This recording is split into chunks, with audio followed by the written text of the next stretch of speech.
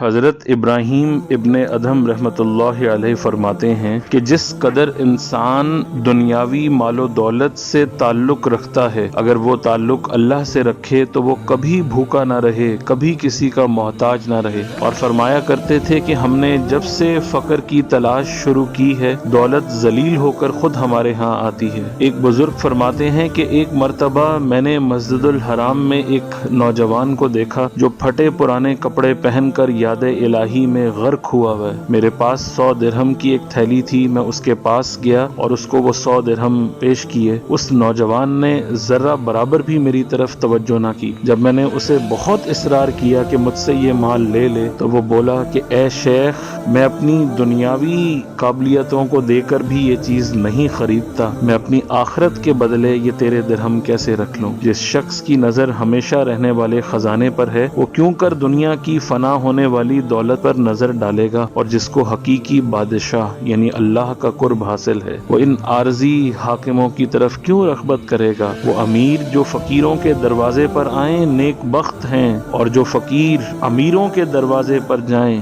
یہ ان کی بدبختی ہے۔